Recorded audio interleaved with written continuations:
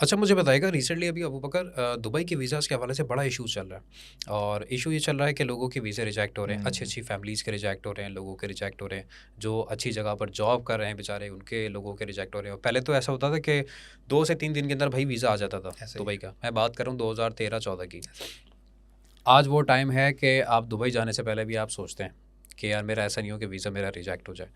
क्या बेस बनी, क्या प्रॉब्लम कहाँ से स्टार्ट हुई, क्यों हम लोग ऐसी एक नेशन जो है वो बन चुके हैं हुँ, कि हमें दुबई भी अब वीज़ा देते हुए डर रहा है? ऐसा ही है। तो ये काइंडली मुझे बताइएगा। अच्छा, इसका सिलसिला जो है ना पिछले 6-8 महीने पीछे अगर हम चले हैं तब से शुरू हुँ, हुआ कि जब हुँ, यूएई गवर्नमेंट ने एक एमनेस्टी करके अपना प्रोग्राम शुरू किया कि हमें उन लोगों को क्रैक डाउन अब करना है जो कंट्री में ओवरस्टे कर रहे हैं। ठीक है। बहुत सारी नेशनलिटीज़ थी उसमें, Pakistan obviously one of them, हुँ, श्रीलंका, बांग्लादेश वगैरह बहुत सारी नेशनलिटीज़ थी। तो उन्होंने क्रैक डाउन करना शुरू किया कि भाई जो बंदा अगर 30 दिन का वीज़ा लेके आया है, हुँ, 30 दिन में वापस नहीं गया तो क्या वजह थी? बिल्कुल। और गैर कानूनी तौर पे यहाँ पे क्यों ठहरा हुआ है? ज़ाहिर है वो हुँ, कोई ना कोई जॉब करने के चक्कर में होगा। तो जब आप टूरिस्ट वीज़ा लेकर जाते हैं तो उसकी बुनियाद ये होती है कि आप टेम्परेरी तौर पे जा रहे हैं और वापस आएँगे। हुँ, आपने ये इसलिए नहीं जा रहे कि आपने जाके वहाँ पे जॉब तलाश कर लेनी है। उसकी ऐसा ही बुनियाद है। तो वीज़े की यही थी ना, आपने हुँ, बताया कि मैं टेम्परेरी तौर पे आ रहा हूँ। हुँ, लेकिन लोग उसको उस तरह से यूज़ करते हैं क्योंकि मिडल ईस्ट में काम इसी तरह से होता रहा है अरसे दरार से। ओवरस्टे कर लेते हैं। ओवरस्टे कर लेते हैं। तो ओवरस्टे बहरहाल ऑडियंस को ये समझना चाहिए कि आप दुनिया में कोई काम कर लें, ओवरस्टे ना करें किसी कंट्री में। हुँ, वो दाग जब आपके ऊपर लग गया, आपको दुनिया के सारे दरवाजे फिर बंद होना शुरू हो जाएँगे। बिल्कुल ऐसा ही अब है। जब इन्होंने क्रैकडाउन करना शुरू किया तो फिर साथ ही साथ इसका सिलसिला, इसकी कड़ी यूँ जुड़ी कि जी लोगों इन्होंने आइडेंटिफ़ाई करना शुरू किया कि कौन से कंट्रीज़ से ज़्यादातर हमें यूएई में दिक्कत का सामना करना पड़ा। हम टॉप पे होंगे। हम माशाल्लाह टॉप पे होता है हर काम में, इन जैसे कामों में। हुँ, तो उसमें फिर ये सिलसिला सामने देखने में आया कि जी एक तो ओवरस्टे तो हो गया, हुँ, दूसरा ये कि आप क्रिमिनल एक्टिविटीज़ में इन्वॉल्व हो जाना आपका। हुँ। आपका इन एक्टिविटीज़ में इन्वॉल्व हो जाना कि आपने देखा होगा कि दुबई की सड़कों की वीडियोज़ क्रिमिनल मतलब कि फ्रॉड वगैरह हुआ। फ्रॉडेंट वाली एक्टिविटीज़ हो हाँ, गई, और आपने ये देखा होगा कि वीडियोज़ वायरल होना शुरू हुए कि दुबई की सड़कों पे आप पाकिस्तानी भाई साहब जो है वो भीख माँग रहे नारियल होते भी हैं। बेच रहे हैं और वो हुँ, पानी की बोतलें भी बेच रहे हैं। मेरे वो साथ खुद ये चीज़ हुआ। सोराब गोल्ड का जो है ना उन्होंने एग्ज़ैक्टली। वो सिग्नल समझ लिया। एग्जैक्टली तो उन्होंने फिर ये काम करना ऑब्वियसली, फिर हुँ, आप देखें ना ये चीज़ एक तो कानूनी तौर पे अलाउ नहीं थी, फिर दूसरा है कि हुँ, आपकी कंट्री का इमेज खराब हो रहा है ना बिल्कुल ऐसा ही कि है। आप all together all the way Pakistan के किसी शहर से, कराची से, इस्लामाबाद से, साहिवाल से उठ के आ रहे हो दुबई के अंदर, टिकट खर्च करके वीज़ा लेके यहाँ पे नारियल बेचने के लिए। तो यार ये हुँ, तो नहीं आप हुँ, करने के लिए आए थे। तो इससे आपके कमेंट के ना कंट्री का साख के ऊपर बड़ा फ़र्क पड़ता है। हुँ, मेरे अपने साथ ये चीज़ हुई कि जब मेरी कुछ अर्से पहले तक रहाइश थी दुबई के अंदर इंटरनेशनल सिटी में, अब तो खैर हम मूव कर गए। तो वहाँ पर मैं एक जब सिग्नल पे रुका तो एक भाई साहब एक बास्केट के अंदर पानी की ठंडी बोतलें बेच रहे हैं, पाकिस्तानी भाई शलवार कमीज़ में। तो 1 dirham का पानी को हुँ, 2 dirham का करके बेच रहे हैं। अब मैंने हुँ, कहा कि यार अच्छा इस सिग्नल पे तो इर्द-गिर्द शायद कैमरा नहीं है, बट बहरहाल ये बंदा बहुत हद तक तो नहीं, बहुत देर तक नहीं बच के घूम सकता। क्योंकि उनकी नज़र होती है सब नज़र पर। होती है, सिस्टम इज़ वेरी इंटीग्रेटेड। बिल्कुल। तो एक तो फिर इस तरह की कुछ एक्टिविटीज़ होना हुँ, शुरू हो गई। तो हुँ, उन्होंने फिर क्या करना शुरू किया कि शुरू में पाकिस्तान के कुछ शहरों को ब्लैकलिस्ट करना शुरू कर दिया हुँ, कि ये शहर हैं, यहाँ से एप्लीकेशन आएगी तो नहीं देना हुँ, वीज़ा। हुँ, फिर सिलसिला ऐसा होना शुरू हुआ कि भई इतनी फ्रॉडेंट एक्टिविटीज़ में आप पाए जा रहे हैं कि अब उन्होंने ऐसा कर दिया कुछ अरसे से कि आप अगर 45 साल से कम आपकी उम्र है, हुँ, आपको वीज़ा मिलना ही नहीं है। तो इस वक़्त अगर आप एप्लीकेशन पुट अप करते हैं या मैं खुद अपनी भी हुँ, एप्लीकेशन पुट हुँ, अप करता हूँ, हुँ, तो वो रिफ्यूज़ ही होनी है। हुँ, अगर आप 45 से ऊपर हैं तो फिर कुछ शायद चांस हो कि आपको मिल जाए, अदरवाइज़ बहुत मुश्किल चल रहा है आजकल। हुँ। तो 99.9% रिजेक्शन है। काइंड ऑफ सऊदीया वाला हिसाब-किताब हो गया। एग्ज़ैक्टली। और स्टैटिस्टिक ये कहते हैं कि भई 2023 में 2.5 लाख एप्लीकेशंस प्रोसेस हुई थी, इस साल सिर्फ 7,500 एप्लीकेशंस प्रोसेस हुई हैं। तो there is a drastic difference you no.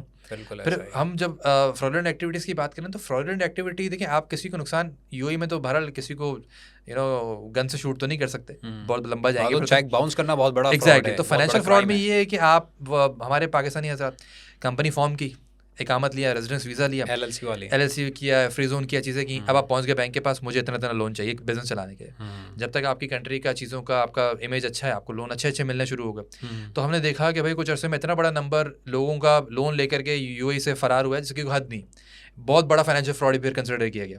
दूसरा कि भाई छोटी छोटी चीज़ें कि आपने फॉर एग्जांपल शारजा में, दुबई में कोई आपने एक अपार्टमेंट रेंट पे लिया है, 4,000 dirham उसका पर मंथ रेंट है। आपने उस अपार्टमेंट, स्टूडियो अपार्टमेंट के अंदर 15 लोगों को फिट कर दिया बेड स्पेस के नाम पे।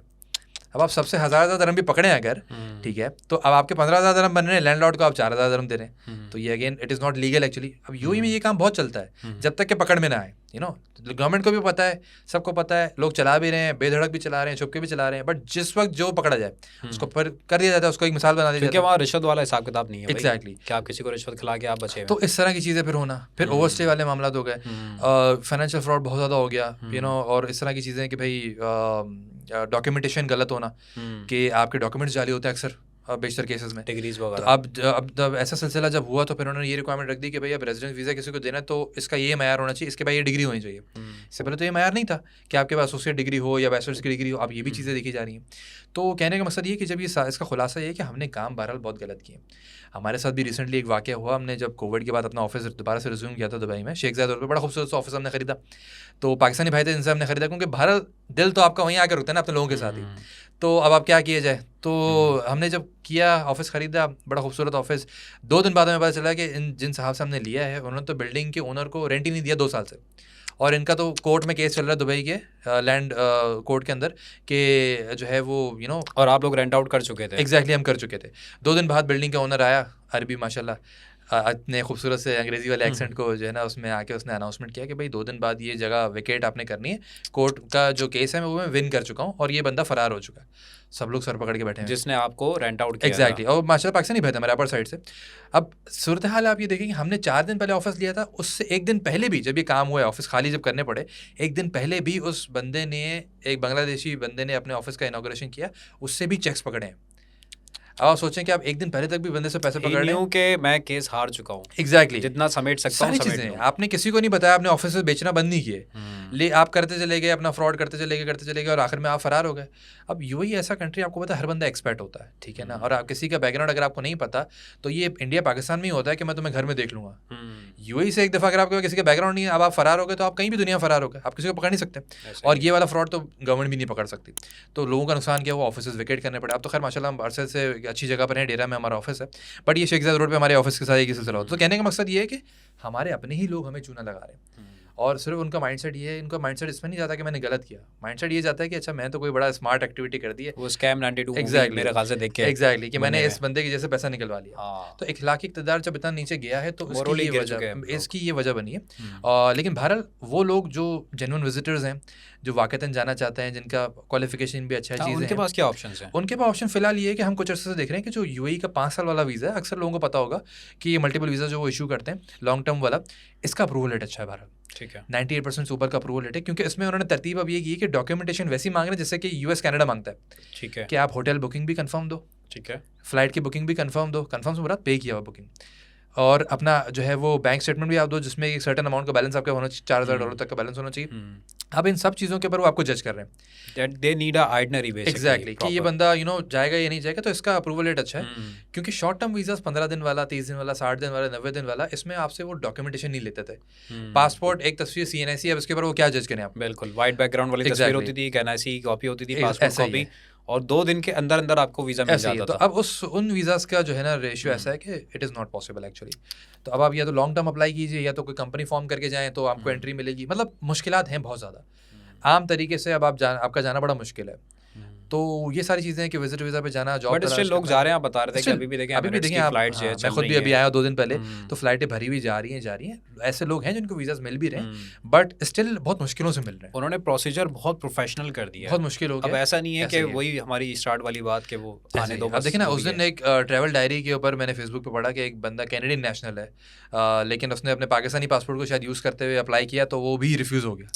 तो लोगों ने कहा कि आपको क्या ज़रूरत थी भाई, आप कैनेडियन नेशनल है, आप तो वैसे ही जा सकते थे। तो शायद उसको इल्म नहीं होगा इस बात का, वो रिफ्यूज़ हो गया बहरहाल। तो खैर वो ट्रैवल तो फिर भी कर सकता है, एक्सपेरिमेंट भी करना चाह रहे हैं ना कि मैं देखूं। तो ये सूरत हाल है इस वक्त। तो इस पर अब मैं कोशिश ये करनी है, रियासत का भी थोड़ा सा रोल है कि भाई अपने चीज़ों को बेहतर किया जाए। कंट्री का पासपोर्ट आपको पता है कहाँ पहुँचा हुआ है, बिल्कुल ऐसा ही। जब आपके मुल्क में तालीम कॉमन नहीं होगी तो ज़ाहिर शऊर कॉमन नहीं होगा, तो लोग जाकर इसी तरह के काम करेंगे। बिल्कुल तो एजुकेशन को कॉमन करना ज़रूरी है। अगर श्रीलंका हमसे इकोनॉमी में पीछे है तो भारत वो लिटरेसी में हमसे कहीं आगे। बिल्कुल ऐसा ही है। तो हमें इन चीज़ों के ऊपर काम करना, वो डिफ़ॉल्ट कर चुके हैं but somehow they survive. Exactly. और वो उनकी एजुकेशन ने ही उनको इस तरह से एक यूनाइट किया कि वो उन्होंने, ठीक है लोगों ने उन पर तनकीद की, सब चीज़ें हुई वहाँ पे, बहुत ज़्यादा जो है वो चीज़ें डिस्टर्ब हुई, बट उन्होंने मेरे ख्याल से ये प्रेफर नहीं किया कि हम मुल्क छोड़ के चले जाएंगे। हाँ बिल्कुल ऐसे। यहाँ पे एक सिनेरियो ये बन चुका है लोगों का, लोग मेंटली लोग इस चीज़ को लेकर डिस्टर्ब हो चुके हैं। कोई नहीं बचा ना।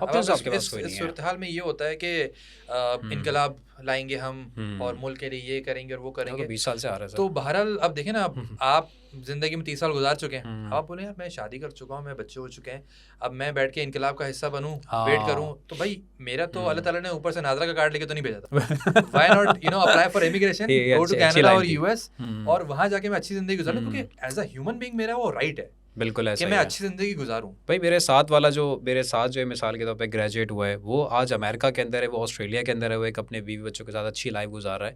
और मेंटल पीस जो हमने शुरू में बात की, अब लोग इस चीज़ को बहुत सीरियस लेते हैं ऐसे कि ही भाई है। ज़िंदगी में मुझे ये गैस, बिजली और पानी, हाँ, इन परेशानियों से आगे भी ज़िंदगी है ऐसे भाई ही है। मेरी। लोग कहते हैं कि नहीं आपको रहना चाहिए और आपको खुद करना चाहिए। देखिए, बिजली, गैस, पानी, सड़कों पे सफाई होना तो ये तो गवर्नमेंट का काम है ना भारत। बिल्कुल ऐसा ही आम है। शहरी तोड़ के नहीं सड़कों पे झाड़ू लगाएगा, बिल्कुल ऐसा उसका ही काम है। नहीं है। हाँ, उसका ये जिम्मेदारी है कि वो कचरा ना फेंके। लेकिन बहरहाल इस चीज़ को भी एजुकेट करना तो रियासत का ही काम था बिल्कुल कि ऐसा आप ही इतना है। एजुकेशन आम करते कि आपको दीवारों पे लिखना नहीं पड़ता कि यहाँ कचरा ना फेंको बिल्कुल। या यहाँ पर ये काम हम्म, ना करो। तो ये बिल्कुल चीज़ तो अब ऐसा ही है। है। और तो अमूमन उसके नीचे ही कचरा होता है। ऐसे ही है, बिल्कुल ऐसे ही है। तो बहरहाल मॉरली थोड़ा सा ये डैमेज होने की वजह से ये सारी मुश्किलात हैं। बट स्टिल कोई ना कोई ऑप्शंस होते हैं। आप किसी एक्सपर्ट से रब्ता करेंगे तो कोई ना कोई ऑप्शन निकाला जाएगा फिर। बिल्कुल।